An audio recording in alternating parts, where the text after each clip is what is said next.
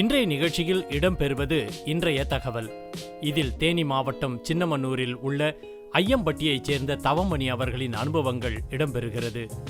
செழிப்பான இந்த பூமியில் விவசாயி தவமணி மட்டும் மாற்றி யோசித்து மல்பெரி செடிகளை பயிரிட்டிருக்கிறார். எல்லோரையும் போல பீட்ரூட், வாழை மற்றும் பல்வேறு காய்கறிகளை சாகுபடி செய்த இவருக்கு உரிய விலை கிடைக்காத சூழலில் பட்டு வளர்ச்சித்துறை அதிகாரிகளின் ஆலோசனை கிடைத்ததின் பேரில் பட்டுப்புழு வளர்க்க தொடங்கினார். மேலும் பட்டுப்புழுக்களுக்கு தேவையான மல்பெரி செடிகளை தனது நிலத்தில் பயிரிட்டு வருகிறார். தான் வளர்க்கும் பட்டுப்புழுக்களுக்கு உணவாக தருவதுடன் மற்ற விவசாயிகளுக்கும் மல்பெரி செடிகளை விற்பனை செய்து வருகிறார். விவசாயி தவமணி அவர்களின் விவசாய அனுபவங்களை பார்ப்போம் வாருங்கள்.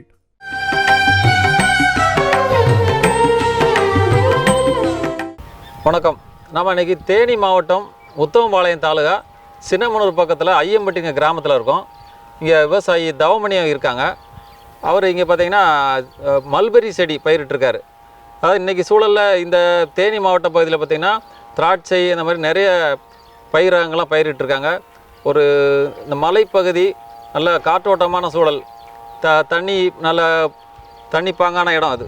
அதனால் நிறைய பயிர்கள் பயிரிட்டிருக்காங்க. அதாவது பணப்பயிர்கள் நிறைய, அதாவது பயிர் வகைகள் அந்த மாதிரி பலவிதமான பயிர்கள் பண்ணிகிட்ருக்காங்க. பழங்கள் எல்லாமே பண்ணிகிட்ருக்காங்க. இவர் பார்த்திங்கன்னா கொஞ்சம் மாற்றி யோசிச்சிருக்காரு. இந்த பட்டு வளர்ச்சி துறையிலேருந்து கொஞ்சம் சில ஆலோசனைலாம் கொடுத்து பண்ணியிருக்காங்க. அவரோட அதாவது எப்படி இந்த துறைக்கு மாறினார். மற்றவங்கள்லாம் வாழை அந்த மாதிரி பயிர்கள் பண்ணிகிட்டு இருக்கும்போது இவர் எப்படி மாறினாருங்கிறத கேட்போம். வணக்கம் ஐயா. சார் வணக்கம் சார். இப்போ நீங்கள் அதாவது சில பேர் விவசாயத்தை இப்போ பொதுவாக நம்ம நெல் ரகங்கள், இந்த வாழை இந்த மாதிரி தான் பண்ணுவாங்க. நீங்கள் கொஞ்சம் வேறு மாதிரி மாற்றி பண்ணிகிட்ருக்கீங்க. இந்த மல்பெரிக்கு எப்படி மாறினீங்க, அதை பற்றி கொஞ்சம் சொன்னீங்க நல்லாயிருக்கும். சார் நாங்கள் முதல்ல வாழை காய்கறிகள் இப்போ பண்ணிக்கிருந்தோம். பீட்ரூட்டு, மல்லி, முருங்கை இந்த மாதிரி விவசாயங்கள்லாம் பண்ணிக்கிருந்தோம். அது என்ன ஆச்சுன்னா 3 மாதத்துக்கு ஒரு தடவை உழுகணும், திரும்ப பாத்தி போடணும். இந்த சொட்டு நீர் பாசனம் தான் போட்டிருக்கேன். இந்த ஓசெல்லாம் எடுக்கணும்.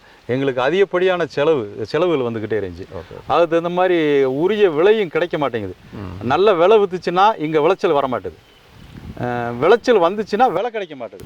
அந்த மாதிரி தருவாயில் நாங்கள் ரொம்ப மன கஷ்டத்தில் இருந்தேன். அப்போ என்ன ஆச்சுன்னா நமக்கு பட்டு வளர்ச்சி துறையிலேருந்து அதிகாரிகள்லாம் வந்தாங்க. சரி, நம்ம ஐயம்பட்டி கிராமத்தில் மீட்டிங் போட்டாங்க. அந்த மீட்டிங்கில் இந்த மாதிரி நீங்கள் பண்ணுங்கள், மல்பெரியை போடுங்க, உங்களுக்கு மாதம் வருமானம் வர்ற மாதிரி இருக்கும், அதனால் நீங்கள் அதை செய்யுங்க அப்படின்னு சொன்னாங்க. அவங்களுடைய ஆலோசனையின் பேரில் நான் இந்த மாதிரி பண்ணியிருக்கேன் சார். நல்லது. இது எத்தனை ஏக்கரில் இதை பண்ணியிருக்கேன்? அதாவது இதுக்கு முன்னாடி சில பயிர்கள்லாம் சொன்னீங்களா? ஆமாம் சார். வாழை இந்த மாதிரி சொன்னீங்க. ஆமாம். அதுக்கப்புறம் எப்போ மாறினீங்க, எத்தனை ஏக்கரில் பண்ணிகிட்டு இருக்கீங்கன்னு சொல்லுங்கள். நான் சார் 2 வருஷத்துக்கு முன்னாடியே மாறிட்டேன் சார். ஃபஸ்ட்டு 2 ஏக்கர் போட்டிருந்தேன். 2 ஏக்கர் போட்டதில் இப்போ நான் 6-7 தடவை எடுத்திருக்கேன். இப்போ நல்லா வருமானம் வர்றதுனால இப்போ 1 ஏக்கர் எக்ஸ்டெண்ட் பண்ணி இப்போ சின்ன செடியாக இருக்குது. இப்போ பெரிய செடி அங்கே இருக்குது. ஒரு பேஜ் எடுத்தாச்சு. எடுத்துட்டு நீ அடுத்தது இப்போ புழு வளர்த்துக்கு இருக்கேன். அந்த மாதிரி இருக்கிறதுனால எங்களுக்கு நான் மாதம் வருமானம் வர்ற மாதிரி இருக்குது. சரி, நல்லது. இப்போது அந்த ஏற்கனவே பண்ணக்கூடிய பயிர்களுக்கு நிலத்தை வேறு மாதிரி பண்படுத்த வேண்டியிருக்கும். இதுக்கு என்ன மாதிரி இப்போ ஒரு குறிப்பிட்ட காலம் அந்தந்த பயிர்களுக்கு ஏற்ற மாதிரி மாற்ற வேண்டியிருக்கும் நீங்கள்? ஆமாம் சார். அது எப்படி பண்ணீங்கன்னு சொல்லுங்கள், அந்த நிலத்தை பண்படுத்துகிற முறைகள். இதை சார் 60-70 நாள் செடியை வளர்க்கணும் சார். வளர்த்து முடிச்சாச்சுன்னா அப்புறம் புழு வாங்கிடுவோம். வாங்கிடுச்சுன்னா அறுவடை பண்ணுறோம்.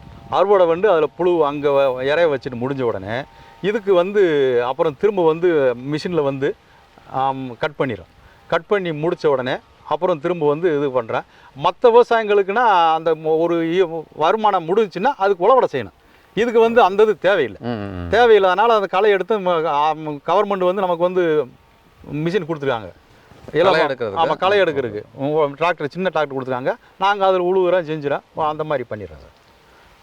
இப்போ நீங்கள் கன்றா வாங்கி தான் நடுறீங்க. இப்போ அவங்க நர்சரியில் வாங்கி அவங்க கொடுத்துருப்பாங்க, நட்டுருப்பீங்கன்னு நினைக்கிறேன். ஆமாம். அதை பற்றி சொல்லுங்கள் கொஞ்சம். இப்போ இந்த கண்டு சார் நடனம்னா முன்னாடி அவங்ககிட்ட சொல்லிடணும் சார். 15-20 நாளைக்கு முன்னாடி அவங்க ஒரு 3 மாதம் அங்கே பண்ணையில் வளர்த்து அவங்க கண்டா நர்சரி கண்டா கொடுப்பாங்க. அதை நம்ம தண்ணி விட்டுட்டு நம்ம ஏதோ நட்டு விட்டோமாக்க ஒரு 4 மாதம், ஃபஸ்ட்டு ஒரு 6 மாதம் கூட ஆகும் சார். அந்த மாதிரி ஏதோ செடி வளர்ச்சி வர்றதுக்கு அதை நீர்ப்பாசன முறை, அதாவது இப்போ அடி உரம்லாம் வைப்பாங்க. இப்போ நிறைய பார்த்தீங்கன்னா இயற்கை விவசாயத்துக்கு மாறிட்டு இருக்காங்க. நீங்கள் என்ன மாதிரி உரங்கள்லாம் அதுக்கு அடி உரமாக வைக்கீங்க, ஒரு வளர்ந்த நிலையில் என்ன மாதிரி உரங்கள்லாம் வைக்கீங்கன்னு சொல்லுங்கள் கொஞ்சம். வந்து எருவை தான் சார் இருக்குது, சாணத்தை தான் சார் ஃபஸ்ட்டு வந்து தலை இதில் போடுறேன், போட்டுட்டு கண்டை வச்சிடறேன். அறுவடைக்கு முடிஞ்ச பின்னாடி வந்து இந்த இந்த உரத்தை போகிறோம் சார். என்ன உரம்? Super phosphate, ammonium sulphate, potash. இது வந்து அம்மோனியம் சல்பேட் வந்து ஒரு ஏக்கருக்கு வந்து 140 கிலோ. இது வந்து சூப்பர் பாஸ்பேட் வந்து 70 கிலோ. இது வந்து 25 கிலோ பொட்டாசு. இது மூணும் கலந்து அது கூட வேப்ப முன்னாக்கு ஒரு இடம் வச்சாச்சுன்னா அடுத்த வரைக்கும் நல்லா வரும் சார். செடி நல்லா வரும். அது வந்து ஈல்டு எடுக்கிறதுக்கு நமக்கு வந்து கருமையாக இருந்துச்சுன்னா சாப்பிட்றதுக்கு வந்து இது எஸ்ஆர் இருந்து வர்றதுக்கு வந்து நல்லா வரும் சார். இது ரகம் ஏதாவது இருக்கா? இது இப்போ இந்த மல்பரியில் வந்து நிறைய ரகங்கள் இருக்குது சார். உங்களுக்கு நீங்கள் பயிரிட்டு இருக்கிறது இப்போ நான் இப்போ நட்டுருக்கிறது V1 நட்டுருக்கேன் சார்.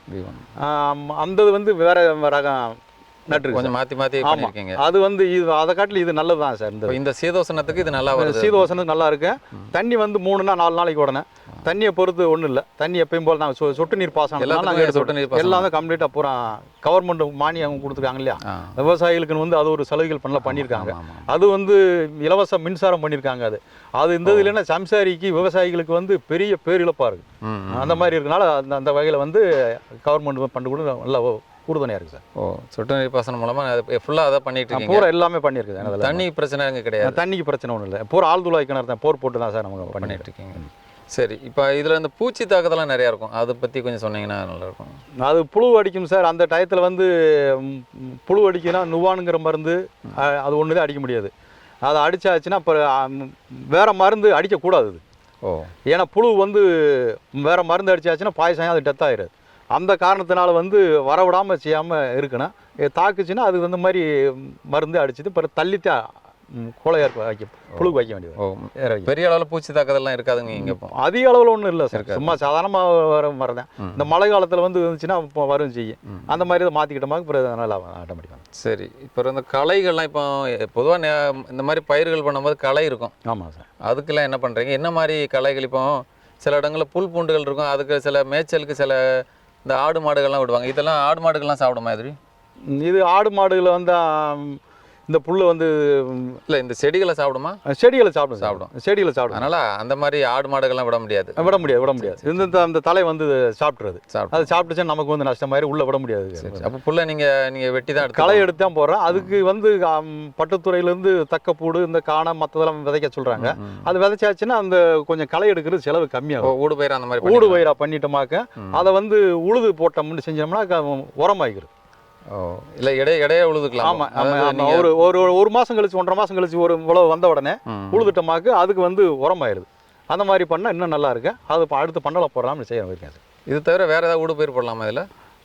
நீங்கள் அது நிலத்துக்கு உரத்துக்காக சொல்லுங்க. ஆமாம். வேற ஏதாவது ஊடு பயிர் பண்ணலாமா? வேற மருந்து அடிச்சோம்னா அதுக்கு அடிக்க அதுக்கு பாதிப்பு வந்துடும். அதனால அது சரி வராது. மருந்து அடிக்காமல் இருக்கனால இந்த பட்டுப்புழுக்கு உணவாக கொடுக்குறீங்க. ஆமாம் சார். எவ்வளோ நாளைக்கு அப்புறம் நீங்கள் அதை கட் பண்ணி கொடுப்பீங்க? அதை இது முதல்ல வந்து ஃபஸ்ட்டு வந்து 6 மாதத்து வரைக்கும் செடி பெருசாக வளர்க்கணும் சார். அதை அறுத்து போட்டாச்சுன்னா அப்புறம் திரும்ப வந்து அறுத்த நாள்லேருந்து 45ஆவது நாள் வந்து அறுத்துறணும்.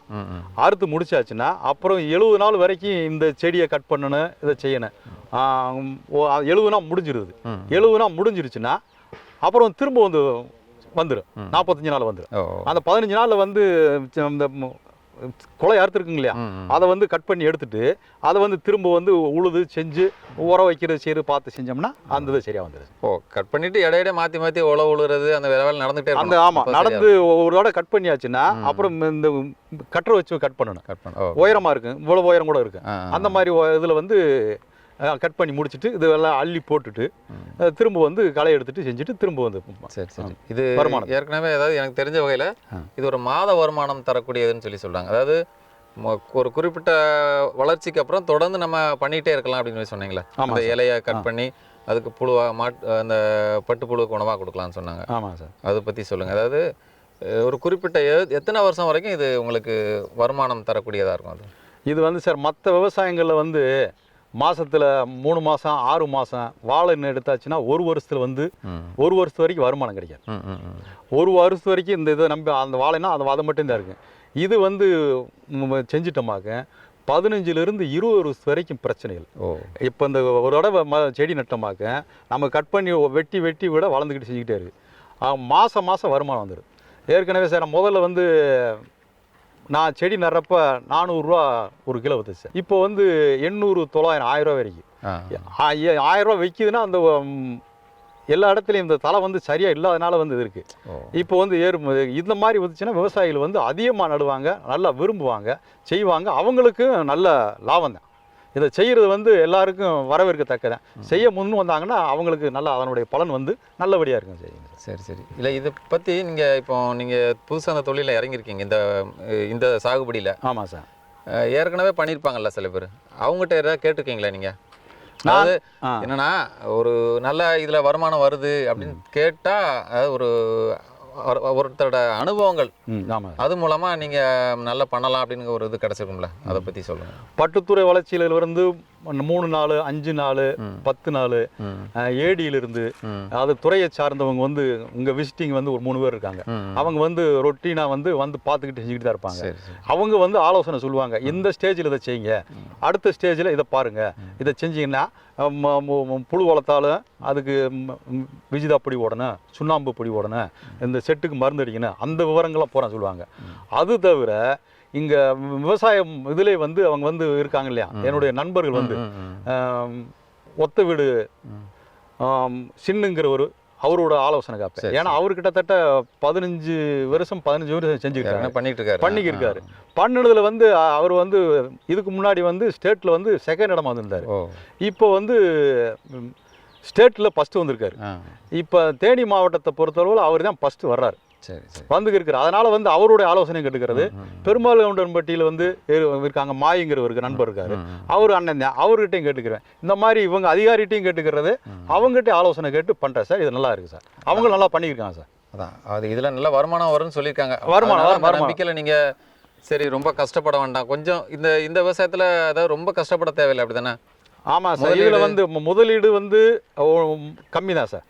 அடுத்து நமக்கு வருமானம் வந்துடுதுல்ல, அது போக ஒரு 6 நாள் மட்டும் வேலை வந்து கொஞ்சம் ஹெவியாக இருக்கும். சரி சரி. அது எப்படின்னா 3 நாளைக்கு வந்து அளவாக தான் தீங்க, ஒரு 2 கட்டு 3 கட்டாக இருக்கலாம். அப்புறம் 2வது 3வது இதுக்கு வந்து அதே மாதிரி கொஞ்சம் 4 கட்டு 5, அந்த 6வது நாளைக்கு மேலே தான் வந்து அதிகப்படியாது சார். அப்போ தான் அவங்க கொஞ்சம் வேலை கஷ்டமாக இருக்கு. அது ஒன்றும் இல்லை, எங்கே சார் எந்த தொழில் சார் விவசாயத்தில் கஷ்டம் இல்லாமல் பணம் வருது? அப்படி இதில் வந்து கஷ்டப்பட்டாலும் பணம் வந்துடுது சார். அதில் வேற விவசாயங்களை வந்து சரியாக வந்து கிடைக்க மாட்டேது. அதனால சார் இதை நாங்கள் விரும்பி செய்கிறேன் சார். இப்போ இதுக்கு வேலையாட்கள், இப்போ நிறைய இடத்துல வேலையாட்கள்லாம் கிடைக்கலன்னு சொல்லுவாங்க. சில பேர் அவங்களே விவசாயம் பண்ணிட்டு இருக்காங்க, அதாவது குடும்பமாக பண்ணுறாங்க. சரிங்க. நீங்கள் எப்படி குடும்பமாக பண்ணுறீங்களா? ஏன்னா இதுக்கு 3 ஏக்கருங்கும்போது குடும்பமாக பண்ணுறது கஷ்டம்னு நினைக்கிறேன். ஆமாம். வேலையாட்கள் பற்றாக்குறையெல்லாம் எப்படி சமாளிக்கீங்க? அதுக்கு எவ்வளோ உங்களுக்கு செலவாகுது, அதை பற்றி கொஞ்சம் சொன்னீங்க. இது வந்து சார் வேலையாள் வந்து இப்போ கொஞ்சம் டிமாண்ட் ஆகுது. குடும்பத்தில் இருக்கவங்க வேலை செஞ்சாங்கன்னா அவங்களுக்கு அதிகப்படியான வருமான லாபம். இப்போ வந்து எனக்குன்னா நான் ஒரு ஆள் தான் பண்ண முடியும், பசங்கள்லாம் படிக்கிறாங்க செய்கிறாங்க. அந்த வெளியில் இருக்கிறதுனால அதிகப்படியாக வந்து அவங்க கலந்து வேலை செய்கிறதுக்கு வந்து வாய்ப்புகள் கம்மி. இப்போ வந்து வேலையாள் தான் சார் வச்சு பண்ணிக்கிருக்கேன். அப்படி பண்ணினோம்னா ஒரு 1 லட்ச ரூபா வந்துச்சுன்னா, 1 லட்ச ரூபா விலைவாசி இருந்துச்சுன்னா 1.5 லட்சம் 2 லட்சம் கூட ஒரு தடவை எடுக்க முடியும். அதில் வந்து ஒரு 40 ரூபா வரைக்கும் செலவாகும் சார். உழுகிறது செய்கிறது, அப்புறம் அந்த கூலி ஆள் கொடுக்கறது, மருந்து அடிக்கிறது, செட்டுக்கு எல்லாமே அந்த விஷயங்கள் வந்துடும் சார். இப்போ வந்து சார் இப்போ நான் வந்து ஒரு விவசாயம் பண்ணுறாங்கன்னா குறைஞ்சது ஒரு 2 ஏக்கர் பண்ணினாங்கன்னா அவங்களுக்கு வந்து மாதம் வருமானம் வரும் சார். 1 ஏக்கரு அது கம்மியாக போட்டாங்கன்னா மாதத்தில் 2 மாதத்துக்கு கூட எடுக்க முடியாது. 2 ஏக்கருக்கு மேலேயோ 2 ஏக்கர் கரெக்டாக போட்டாங்கன்னா அவங்க வந்து மாதம் வருமானம் எடுக்கலாம் சார். வேலையை தேடி போக தேவையில்லை, இவங்க வேலையை செஞ்சுட்டு இவங்களே அந்த பணம் வச்சுக்கிறது மாதிரி அந்த மாதிரி வரும் சார். அந்த மாதிரி இருக்கிறதுனால இது வந்து செய்யலாம் சார். செய்யலாம். சரி, இப்போ இந்த பட்டுப்புழுக்காக உணவு இது மெயினாக அதுதானே? ஆமாம் சார். இது தவிர வேறு எதுக்காக பயன்படுதா? அதை இல்லைன்னா வேறு மற்றவங்க பட்டுப்புழு வளர்ப்பாங்கள்ல, அவங்களுக்கு ஏதாவது உணவாக வாங்கி கொடுக்குறீங்களா எப்படி? இப்போ வந்து சார் நான் வந்து ஒரு இதுக்கு வந்து 220 210 முட்டை வாங்கி புழு வாங்க சார். புழு வாங்கிட்டு மிச்சம் இருந்துச்சுன்னா யார் விவசாயி கேட்டாங்கன்னா நான் கொடுத்துருவேன் சார். கொடுக்குறீங்க. அவங்க டயத்தில் அந்த முடிஞ்சு வச்சு இல்லைன்னா அது ஆடு மாடுன்றதுக்கு தான் இதாக. சரி சரி. அந்த இது வந்து பண்ண முடியாது சார். என்ன விலைக்கு விற்பீங்க அவங்களுக்கு கொடுக்கும்போது? கொலைக்கு தகுந்த மாதிரி 2000 3000 5000 அந்த மாதிரி வரைக்கும் அதுலேயும் வருமானம் வரும். அதுலேயும் வருமானம் வரும் சார். இல்லை அது பெரிய அளவில் நீங்கள் அது பண்ணுற மாதிரி ஐடியா இருக்கா? அதை மாதிரி சிலத்துக்கு, ஏன்னா எல்லாரும் இந்த மாதிரி பயிரிட்டு எல்லாத்துக்கும் நிலம் இருக்குன்னு சொல்ல முடியாது. ஆமாம் சார். அதனால் சில பேருக்கு பட்டுப்புழு வளர்க்குறதுக்கு மட்டும் இடம் இருக்கும், நிலம் இருக்காது. அப்படிப்பட்டவங்களுக்கு நீங்கள் கொடுக்கலாம். அதை மாதிரி பெரிய அளவில் பண்ணலான்னு ஏதாவது ஐடியா இருக்கா? இல்லை சார், அந்த மாதிரி பண்ணுறதுக்கு இல்லை. நம்ம இதுக்கு வச்சிருக்க நம்ம சொந்தமாக பட்டுப்புழு வளர்த்தாங்கன்னா அது சரியா இருக்கும். சரியா இருக்கு. அந்த செட்டு உருவாக்க இது உருவாக்க வாங்கிலாம் பண்ண முடியாது. சரி பண்ணாது. ஏன் பண்ண முடியாதுன்னு சொல்றேன்னா, இந்த செட்டு இங்கே இருக்குன்னா கொலை எடுத்து வைக்கிறதுக்கு அப்படியே ப்ரெஸ்ஸாக வைக்க செய்யதான். இந்த ஒரு இடத்துல இருந்து அறுத்து அங்கே இடத்துக்கு கொண்டு போய் டிரான்ஸ்போர்ட் செய்யறது வந்து அவ்வளோ வந்து காஞ்சி போயிடும். அது சரியா வராது சார். அவங்களே விவசாயம் போட்டு செட்டு கட்டி வச்சு செஞ்சாங்கன்னா அதில் வந்து நல்லது சார். ஓகே. அப்போ இந்த பட்டுப்புழுவுமே அவங்களே பட்டு வளர்ச்சி துறையிலேருந்து கொடுக்காங்க அப்படி தானே? ஆமாம் சார், ஆமாம் சார். அது எந்த பருவத்தில் கொடுப்பாங்க அதை கொஞ்சம் சொல்லுங்கள். அவங்க வந்து ஒரு மாதம் வளர்த்துட்டு கொடுப்பாங்க சார். 21 முட்டை வாங்கி 15 நாள் நினைக்கிறேன் அது கொடுத்தாங்கன்னா, நாங்கள் வந்து எங்களுக்கு வந்து 21 நாள் செட்டில் இருக்குது சார். செட்டில் இருக்குன்னா முதல் பருவம் வந்து ஒரு 3 நாள், அதுக்கடுத்து அது இதாகிடுச்சுன்னா தோல் உரிக்கும் பருவம் வந்துடும். அந்த தோல் உரிக்கிற பருவத்தில் வந்து 3 ஏரை கட்டாயிரும், 1.5 நாள். அதாவது விட்டுட்டோமாக்க அடுத்து ஒரு வைக்கிறப்ப கொலை வைக்கிறப்ப திரும்ப வந்து ஒரு 6 ஏரை வைக்கிறேன்.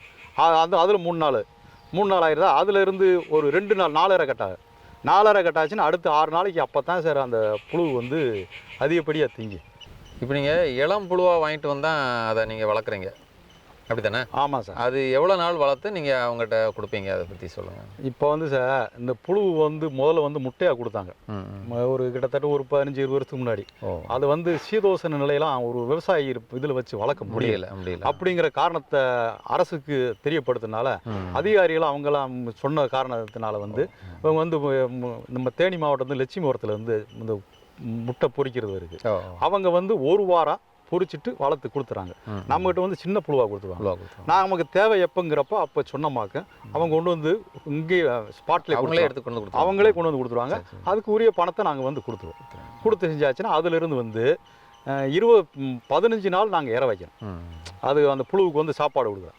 15 நாள் முடித்த உடனே அது கூடு கட்டுற பருவமாயிரு. கூடு கட்டுற பருவத்தை வள வச்சுருவோம். 21 நாளில் வந்து நாங்கள் வந்து மார்க்கெட்டிங் கொண்டு போடுவோம். முழுமையாக வளர்ந்துடும், கூடாயிரும். 15ஆவது நாளே 16ஆவது நாள் அது கூடு கட்ட ஆரம்பிச்சிடும். கூடு கட்டுச்சுன்னா 5 நாளில் கட்டி முடித்த உடனே அந்த பருவம் அந்த உடனே கூடு கட்டி முடிச்சோடனே நாங்கள் தேனிக்கு கொண்டு போய் கொடுத்துருவோம். நம்ம பட்டு வளர்ப்பு வளர்ந்ததுக்கப்புறம் நீங்கள் தான் கொண்டு போகணும். நாங்கள் தான் கொண்டு போய் அங்கே கொடுத்துருவோம். இதில் வந்து இடைத்தரகர்கள் யாரும் எதுவுமே கிடையாது. தமிழக அரசே வந்து முழுமையாக வந்து இதில் வந்து பண்ணுது. அரசு ஒத்துழைப்பு நல்லா இருக்கு. அரசு ஒத்துழைப்பு இதில் வந்து இந்த பணத்தை எப்படி கொடுக்குறாங்கன்னா அரசு அவங்களுடைய வங்கி கணக்கிலே போட்டுறாங்க. 2 நாள் 3 நாள் போட்டுறாங்க. அது போட்ட உடனே நான் வந்து எடுத்துறேன். அது கொடுத்தாச்சுன்னு இதை வந்து ஸ்டாக் எதுவும் வைக்க முடியாது, செய்ய முடியாது. ஆமாம். வேற யாரும் எதுவுமே பண்ண முடியாது. தனியார் வந்து இதுக்கு வேலையே இல்லை. புரோக்கரோ மற்ற அவங்கள எதுவும் தேவையில்லை. வரவங்களில் நாம் முழுக்க வந்து தமிழக அரசு இதில் செயல்பாடு நடக்குது. இல்லை, இப்போ நீங்கள் அதை முழுமையாக இப்போ இது வரைக்கும் நீங்கள் எத்தனை தடவை பண்ணியிருப்பீங்க அந்த மாதிரி? அதாவது இது ஒரு அறுவடை அப்படின்னு சொல்லலாம்ல? ஆமாம் சார். அதை ஒவ்வொரு அறுவடை இது வரைக்கும் எத்தனை தடவை அறுவடை பண்ணியிருப்பீங்க? அவங்களுக்கு எவ்வளோ வருமானம் கிடச்சிருக்குதுல? 2 ஏக்கர் முதல்ல போட்ட சில மொத்தம் 6 தடவை பண்ணியிருக்கேன் சார். இப்போ 7ஆவது தவணை வந்து பண்ணியிருக்கேன். முத வந்து 400 ரூபா 420 ரூபா ஒரு கிலோ பட்டுக்கூடு. கிலோவுக்கு ஒரு தவணையில் எவ்வளோ கிடைக்கும்? ஒரு தவணையில் வந்து 1,80,000 1/20. அந்த விலையினுடைய மாற்றத்துக்கு தகுந்த மாதிரி 10,000 விலையை பொறுத்து. ஆமாம். இப்போ வந்து சார் இன்னைக்கு 900 ரூபா. இன்னைக்கு தேனியிலே நமக்கு வந்து நம்ம கொண்டு போகிறதுல வந்து 900 ரூபா 950 ரூபாய்க்கு போட்டுருக்காங்க. இந்த மாதிரி இருந்துச்சு 200 ரூபா இருந்துச்சுன்னா 2 லட்ச ரூபாய்க்கு வருமானம் வருது. அது குறைஞ்சிச்சுன்னா அதுக்கு தகுந்த மாதிரி இது மாறிக்கும். போதுமான அளவு உங்களுக்கு வருமானம் கிடைக்கும். இந்த வேலையெல்லாம் வந்துச்சுன்னா சம்சாரி நல்ல விவசாயிகள் வந்து நல்ல பலன் அடையும். உங்களுக்கு நம்பிக்கை இருக்கு? நம்பிக்கை இருக்கு. மற்ற விவசாயத்தை விட இது ஓரளவு நல்லா பண்ணலாம் அப்படின்னு பண்ணலாம். பண்றவங்களுக்கு இந்த இது வந்து நல்ல பயனுள்ளதாகவே கொஞ்சம் அதாவது எல்லாத்தையும் அந்த பட்டுப்புழு எல்லாத்தையும் கரெக்டாக வளர்த்தோம்னா பிரச்சனை இல்லை. முறையாக வளர்த்து செஞ்சுட்டு வந்துடும் சார். முதல்ல வந்து ஆரம்பத்தை வந்து கொஞ்சம் சில ஆலோசனை கேட்க வேண்டியது கஷ்டங்கள் வரும். அதுக்கு தகுந்த மாதிரி மாற்றிக்கிட்டு அடுத்தது செஞ்சுட்டுமாக்க பிறகு நம்ம 4 பேர்த்துக்கு நம்ம ஆலோசனை சொல்லலாம். அந்த மாதிரி இருக்கிறனால இது செய்யறதுக்கு நல்லதான். சரி, இப்போ நீங்கள் பட்டுப்புழு வளர்க்குறதுக்கு ஒரு இட வசதி தேவை. ஆமாம். ஏன்னா பக்கத்துலேயே நிலத்துக்கு பக்கத்தில். ஆமாம் சார். அதுக்கு அந்த கட்டட அமைப்பு எவ்வளவு இடம் தேவை, அதே மாதிரி இந்த ட்ரேலாம் வைக்கணும்ல? ஆமாம் சார். அந்த வடிவமைப்பு அதெல்லாம் கொஞ்சம் சொல்லுங்கள். இப்போ வந்து சார் 2 ஏக்கர்னா 50 மீட்ரு ஒரு கிழமை நீளம் வந்து அகலம் வந்து 22 அடி. 2 ஏக்கருக்குன்னா அது போதும். இப்போ நான் வந்து என்ன கேட்டிருக்கேன்னா ஒரு 1500 சதுரத்தில் 70க்கு 22 கட்டியிருக்கேன். நான் ஏற்கனவே 2 ஏக்கர் போட்டிருந்தேன். 200லேருந்து 230 முட்டை வரைக்கும் நான் கூடு வளர்த்துக்கிறேன். இப்போ நான் 1 ஏக்கர் இளம்பயிர் போட்டுறதுனால செஞ்சுருக்கனால நான் 300 முட்டை வரைக்கும் வளர்க்கலாம். 5 ரேக்கு போட்டிருக்கேன்.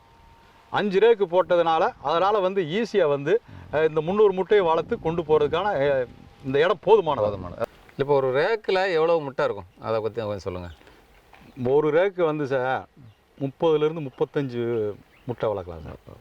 நான் வந்து 10 ரேக்கு போட்டிருக்கேன். 5 தட்டியில் வந்து 10 அடுக்கு போட்டிருக்கேன். இது வந்து எனக்கு வந்து ஒரு 300 முட்டை வளர்க்குறது மாதிரி இப்போ செஞ்சு வச்சுருக்கேன். இதில் வந்து ஒரு முட்டையில் எத்தனை புழு வரும்? ஒரு 450 புழு இருக்குது சார். 450 புழு இருக்கு. இது வந்து நிரந்தரமாக வந்து நமக்கு மாதங்கிறது வந்து முட்டை வாங்கின அன்றைக்கே தெரியும். நம்ம தான் 21 நாள் தான் நமக்கு மார்க்கெட்டு கொண்டு போய் இதாகிடுது இல்லையா. அதனால் வந்து நல்ல வருமானம் நல்லா பண்ணலாம். நான் பண்ணிக்கிருக்கேன்னா நான் முழுசாக மாதம் எடுத்துட்டேன். அதே மாதிரி அடுத்த விவசாயிகளும் பண்ணி செஞ்சாங்கன்னா அவங்களும் நல்லா இருப்பாங்க.